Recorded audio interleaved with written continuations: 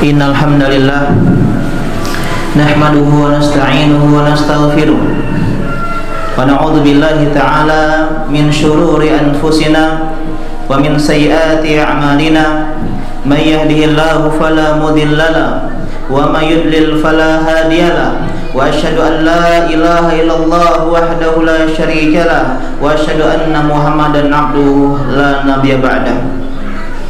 Allahumma salli wa sallim ala nabiyyina Muhammadin wa ala alihi wa ashabihi ajma'in wa man tabi'ahum bi ihsanin ila yaumiddin, amma ba'du.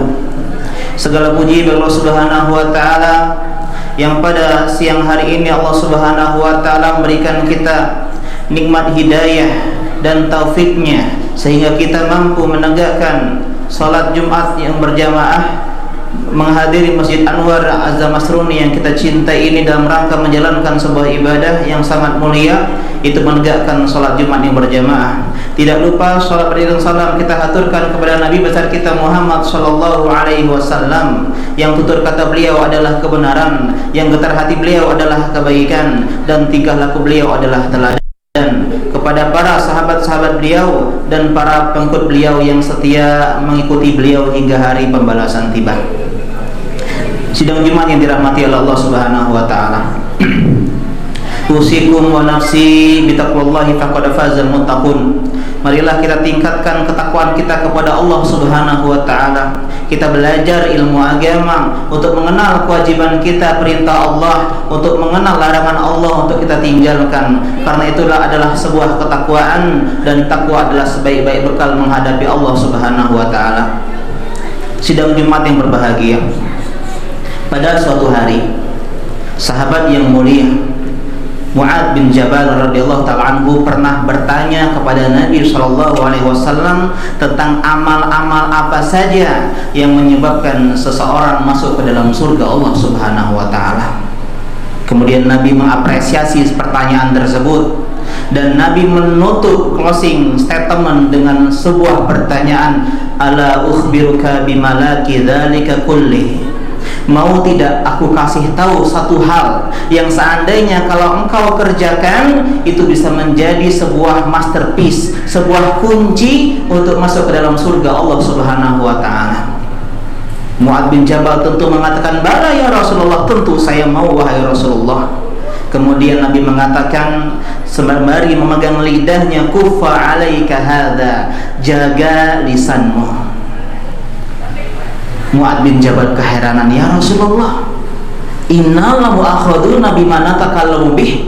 Apakah mungkin kita disiksa oleh Allah Subhanahu wa taala, diazab oleh Allah Subhanahu wa taala hanya sekadar ucapan yang kita sebutkan?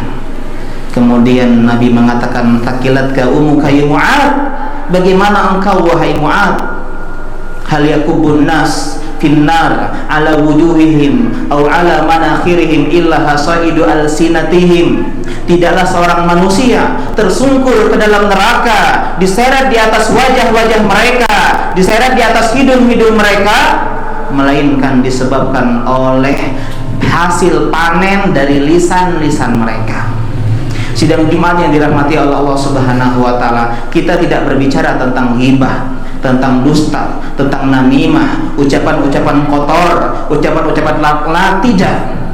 Tapi ada sebuah ucapan-ucapan dalam Islam yang tidak sekadar ucapan, tapi bisa mengikis ke akidah kita, bisa membahayakan dunia dan akhirat kita. Yang kata Nabi sallallahu alaihi wasallam, innar rajula la yatakallamu bil kalimah. Ada seseorang yang dia mengatakan sebuah ucapan, mengucapkan sebuah perkataan, ma yatabayyanu fiha, yang dia anggap itu remeh, dia anggap itu sederhana. Tapi kata Nabi, yazilu biha finnari ab'ada minna mimma bainal masyriqi wal maghrib. Tapi gara-gara ucapan yang dianggap remeh, dia dimasukkan ke dalam Allah, ke dalam neraka yang sejauh barat dan timur.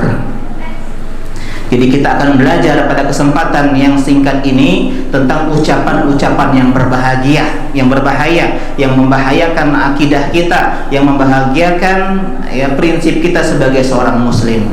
Yang pertama, ucapan demi Allah, Allah tidak akan mengampunimu.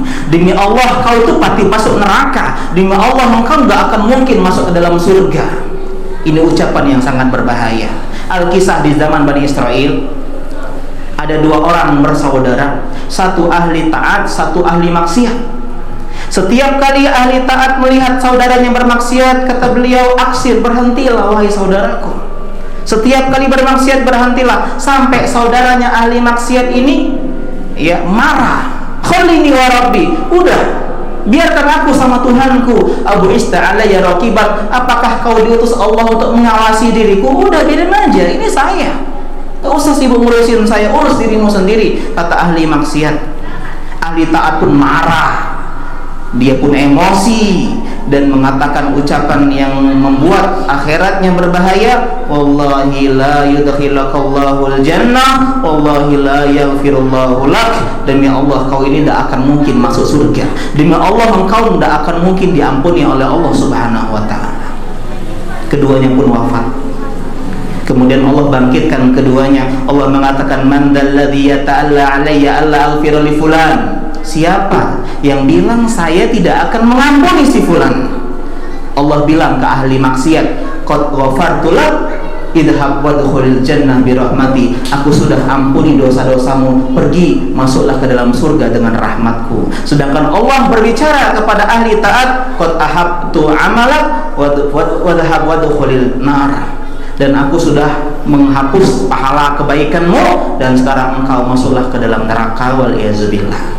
Jadi demi Allah Subhanahu wa taala jangan pernah mengucapkan ucapan demi Allah, Allah nggak akan pernah mengampunimu. Allah akan pasti masukkan engkau ke dalam neraka sebejat-bejat apapun orang, karena kita tidak tahu apakah dia diampuni oleh Allah Subhanahu wa taala atau tidak. Jangan sampai kita sombong dengan ketaatan kita. Kita sering ngaji meremehkan yang belum ngaji. Wallahi demi Allah, karena innamal a'mal bil khawatim, yang jadi tolak ukur adalah ending hidup seseorang, bukan sekarang. Kita mungkin sekarang ahli taat, tapi siapa tahu di akhir, waliyazubillah, di akhir hidup kita ahli maksiat. Bisa jadi orang sekarang ahli maksiat, tapi siapa tahu di akhir kehidupannya dia adalah ahli taat. Ini poin yang pertama. Yang kedua, ucapan seandainya dalam mengingkari takdir. Seandainya saya pulang lebih cepat, mungkin anak saya masih hidup sekarang. Seandainya saya lewat jalan itu, mungkin saya tidak akan kecelakaan. Seandainya saya begini, pasti saya akan begitu, dan semisalnya. Ini adalah ucapan yang berbahaya. Kata Nabi SAW, ihris ala ma yanfa'uk, bersemangatlah atas hal yang bermanfaat. Wasta'in, minta tolong sama Allah, wala ta'jas, dan janganlah lemah. Kita udah semangat, kita udah minta tolong sama Allah, kita nggak lemah. Tetapi kadang kita ditimpa hal yang tidak kita inginkan. In asabaka syai'un, kalau kalian ditimpa sesuatu, fala taqul law anni fa'altu kana kadza wa kadza. Jangan mengatakan seandainya aku begini, mungkin aku tidak seperti ini. Seandainya saya seperti ini, mungkin saya tidak seperti itu, dan semisalnya. Ini nggak diperbolehkan. Kata Nabi, faqul Allah wa ma syaa fa'al. Ini takdir Allah Subhanahu wa taala. Apapun yang Allah takdirkan pasti akan terjadi. Fa inna law taftah amala syaitan, karena ucapan seandainya mengingkari takdir membuka pintu setan, membuat kita enggak beriman sama takdir Allah Subhanahu wa taala. Ada sebuah kisah seorang raja yang memiliki seorang menteri. Menteri ini senantiasa mengatakan yang terbaik adalah pilihan Allah, takdir Allah yang terbaik. Suatu ketika sang raja sedang makan bersama menteri-menterinya, tanpa sengaja dia memotong jarinya sendiri. Terlukalah jari sang raja, terputuslah jari sang raja. Dia pun berteriak kesakitan. Menteri di sebelahnya mengatakan, "Pak, wahai raja, ini adalah takdir Allah, inilah yang terbaik." Sang raja marah, "Apa yang terbaik? Dari saya terputus." "Wahai pengawal, masukkan dia ke dalam penjara." Dalam penjara, menteri itu pun mengatakan, ini takdir Allah, inilah yang terbaik.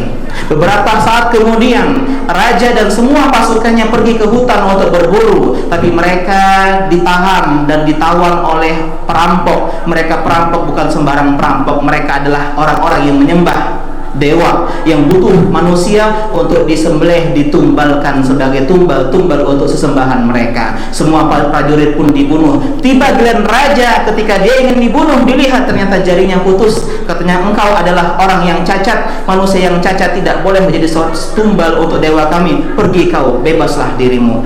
Berbahagia sang raja, teringat dengan ucapan wahai menteri tersebut, inilah takdir Allah, ini yang terbaik. Kita nggak tahu. Dia pun kembali ke kerajaannya, dia pun membebaskan menterinya, dan di menteri tersebut pun berterima kasih sang raja kepada menteri tersebut, dan ditanya, apa kebaikan yang kau dapatkan di penjara? Wahai raja, seandainya saya tidak di penjara, saya akan ikut bersamamu ke hutan dan akan dibunuh bersama pasukan-pasukan dirimu. Jangan mengucapkan seandainya. Kita nggak tahu takdir Allah mana yang lebih indah untuk diri kita. Ini yang kedua. Yang ketiga, ucapan kalau bukan karena kamu, kalau bukan karena dokter, mungkin saya nggak akan sembuh. Kalau bukan karena satpam, mungkin kita akan pencurian. Oh, kalau bukan karena pertolongan kamu, saya mungkin nggak bisa menyelesaikan urusan ini. Ini ucapan yang berbahaya. Kata Nabi, ketika Nabi ada yang mengatakan Masya Allah wa syi'ta, ini atas kehendakmu dan kehendak Allah dan kehendakmu, Nabi pun marah. Aja'alta lillahi niddan, apakah kau jadikan aku tandingan bagi Allah? Kul Masya Allah wahdah, katakanlah ini semua karena Allah subhanahu wa ta'ala. Jadi kalau kita ingin mengatakan hal yang demikian, jangan lupa libatkan Allah. Kalau bukan karena Allah, kemudian pertolongan Pak Dokter, mungkin saya tidak akan sembuh. Kalau bukan karena Allah, kemudian pertolongan sampean, mungkin rumah kami sudah kecurian. Kalau bukan karena Allah, kemudian bantuan dirimu, mungkin saya nggak bisa nyelesain tugas. Ini poin yang ketiga. Poin yang keempat, bersumpah dengan nama selain Allah subhanahu wa ta'ala. Ini berbahaya. Demi Rasulullah, demi bapakku, demi ibuku, demi Ka'bah, demi nenek moyangku, dan demi sumpah yang lainnya. Bukan demi untuk artinya untuk, tapi demi yang artinya sumpah. Ini dilarang oleh Nabi SAW. Innallaha yanhaakum an tahlifu bi abaikum. Allah larang kalian bersumpah dengan nenek moyang kalian sebagaimana adat bangsa Arab. Man kana halifan falyahlif billah. Siapa yang bersumpah silakan, tapi bersumpahlah demi Allah saja. Jangan demi Allah, demi Rasulullah, demi langit, demi bumi dan semisalnya, demi bapakku, demi nenekku dan semisalnya. Ini diantara hal yang dilarang. Kata Nabi, siapa yang bersumpah dengan nama Allah, aul yasmut, atau hendaklah dia diam. Man halafa bi ghairillah faqad kafara aw asyrak. Siapa yang bersumpah demi selain Allah subhanahu wa ta'ala, maka dia berbuat kekufuran dan berbuat kesyirikan, waliyazubillah. Jadi kita jangan sampai lagi bersumpah demi selain Allah subhanahu wa ta'ala. Yang kelima, berdoa dengan ucapan ya Allah ampuni aku jika kau mau, ya Allah rahmati aku jika kau mau. Ini dilarang oleh Nabi SAW. La yaqulu ahadukum Allahumma ighfirli in syi'ta, Allahumma arhamni in syi'ta. Janganlah kalian ngomong ya Allah ampuni aku kalau kau mau, ya Allah rahmati aku kalau kau mau. Karena ini seolah-olah tidak butuh sama Allah subhanahu wa ta'ala, seolah-olah ada yang maksa Allah subhanahu wa ta'ala, seolah-olah hal itu berat bagi Allah subhanahu wa ta'ala. Tapi ud'ullaha wa antum muqinuna bil ijabah. Berdoalah dalam keadaan optimis, yakin doa kita akan dikabulkan oleh Allah subhanahu wa ta'ala. Kemudian yang keenam, mencela waktu, mengatakan hari ini sial, tanggal sial, bulan sial, setiap Rabu sore saya pasti sial dan semisalnya. Dilarang oleh Nabi SAW.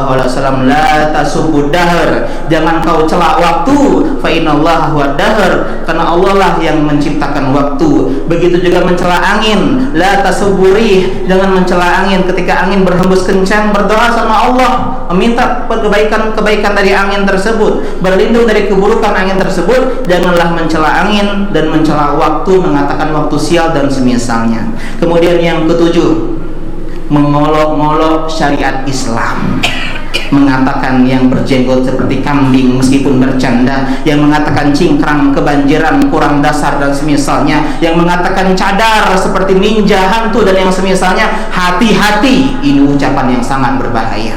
Kata Allah dalam surah At-Taubah mengatakan abillah wa rasulihi abillah wa ayatihi wa rasulihi kuntum tastahziun. Apakah kalian dengan menggunakan ayat-ayat Allah, menggunakan Rasul Allah, menggunakan syariat Allah, kalian bercanda Allah? La taqtadiru qad kafartum ba'da imanukum. Janganlah kalian minta maaf karena kalian sudah kufur setelah kalian beriman, waliyazubillah.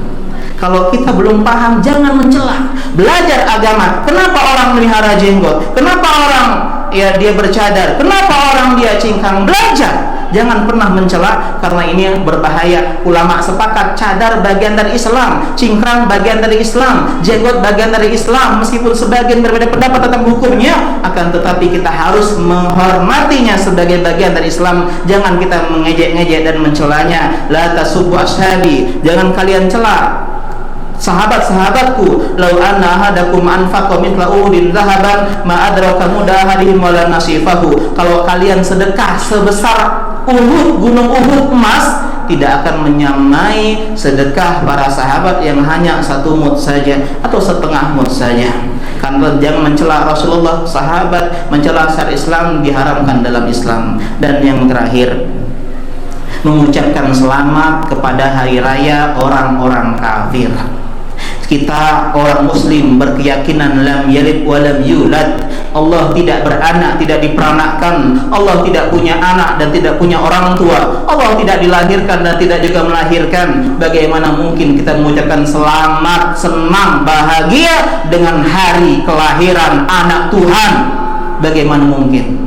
Toleransi dengan cara membiarkan. Kita toleransi, kita berbuat baik kepada orang-orang kafir, mendakwahin mereka, mendoakan mereka dapat hidayah, bermuamalah yang baik sama mereka, tapi tidak untuk mengucapkan selamat hari raya. Nabi sudah mengenal Natalan sebelum Nabi lahir. Natalan sudah ada sebelum lahir. Hari-hari orang-orang musyrikin sudah banyak, hari raya orang Yahudi di Madinah banyak, hari raya orang Nasrani banyak, tapi tidak ada satu hadis pun dari Nabi SAW mengucapkan selamat. Tidak sahabat, tidak ulama, tidak mazhab yang 4, bahkan MUI pun mengharamkan mengucapkan kita selamat hari Natal kepada orang-orang Nasrani. Mereka tidak butuh keselamatan dari kita, tapi kita butuh keselamatan akidah kita. Jangan meremehkan ucapan hanya sekedar ucapan. Bukankah mereka pun tidak mau mengucapkan la ilaha illallah? Karena itu adalah beda prinsip dan akidah. Jadi marilah kita toleransi dengan tidak mengucapkan selamat hari raya kepada orang-orang non-muslim. Ajarkan ini semua kepada teman-teman kita, keluarga kita, kenalan kita, untuk menjaga ada batasan-batasannya. Kita bukan ekstrim, bukan radikalis, bukan, tapi Islam itu mengatur. Bahkan ulama sepakat tidak boleh seorang pun mengucapkan selamat hari raya kepada agama yang lain. Bahkan ini lebih bahaya dibandingkan selamat berzina, selamat membunuh, selamat minum khamr. Lebih berbahaya mengatakan selamat hari Natal, karena Natal diyakini sebagai hari kelahiran anak Tuhan. Barakallahu li wa lakum fil Qur'anil Karim wa nafani wa iyyakum bima fihi minal ayati wa dzikril hakim. Aqulu qouli hadza wa astaghfirullah li wa lakum wa lisa'iril muslimin min kulli dhanbin fastaghfiruhu innahu huwal ghafurur rahim.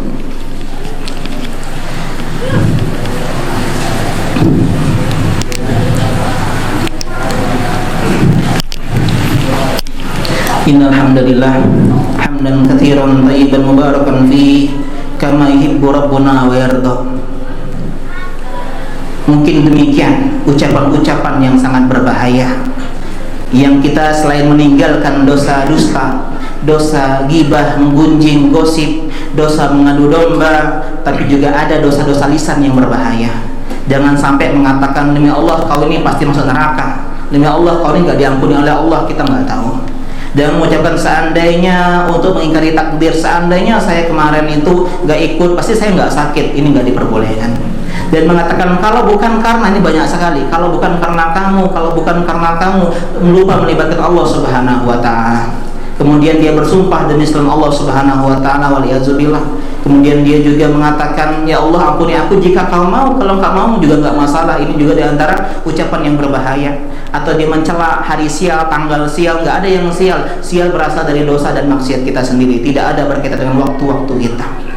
Kemudian juga jangan kita mencela syariat Islam, belajar ilmu agama. Kenapa orang demikian? Kenapa orang demikian? Dan yang terakhir, kita jaga jangan sampai gara-gara satu ucapan hanya untuk bermanis ria kita melanggar syariat Islam. Seandainya ada hadis yang memerintahkan demikian, maka kita akan mempercayainya. Sedangkan kita paham bahwasanya 25 Desember itu pun bukan hari kelahiran Yesus Kristus. Dalam Bible Alkitab dikatakan Yesus lahir ketika gembala-gembala kambing sedang mengembalakan kambing-kambingnya di malam hari. Ketika itu tidak mungkin terjadi kecuali di musim panas yang terjadi di bulan Juni, Juli atau Agustus.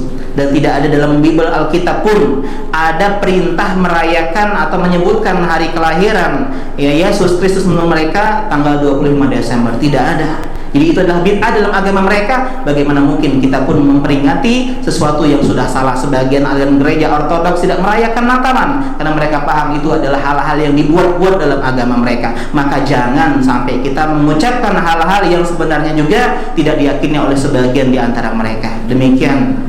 Dan di antara hal yang harus kita pahami, Nabi ditanya hal yang paling banyak menyebabkan seorang masuk neraka. Kata Nabi dua, al-fam wal faraj, mulut dan kemaluan. Kata Nabi SAW, man yatman lima baina lahyaihi wa ma baina rajulaihi adman lahul jannah. Siapa yang menjamin dua hal yang berada di antara dua rahang mulut, kita jaga mulut kita dari dosa seperti yang kita sebutkan tadi. Yang kedua, kita jaga kemaluan kita, menjaga mulut dan kemaluan, adman lahul jannah, aku jamin dia akan masuk dalam surga Allah Subhanahu wa taala.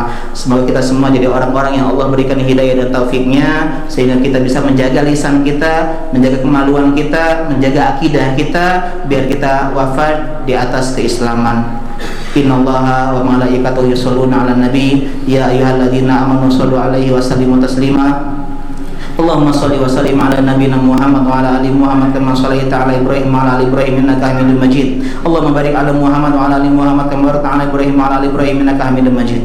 Allahumma ighfir lil muslimin wal mu'minat wal mu'minin wal mu'minat innaka qaribun sami'un mujibud da'wat ya qadiyal hajat. Allahumma inna nas'aluka ilman nafi'an wa rizqan thayyiban wa amalan mutaqabbala. Allahumma inna na'udzubika min ilmin la yanfa' min qalbin la yakhsha' min nafsin la tashba' min du'ain la yusma'. Allahumma inna nas'aluka al-huda wa tuqa wal afafa wal ghina. Allahumma inna nas'aluka ilman husnul khatimah. Allahumma inna na'udzubika minasyirki wal bid'ati wal kufri wal maksiyati. Rabbana zalamna anfusana wa illam taghfir lana wa tarhamna lanakunanna minal khasirin. Rabbana atina fid dunya hasanah wa fil akhirati hasanah wa qina adzabannar. Alhamdulillahil alamin. Aqimus shalah.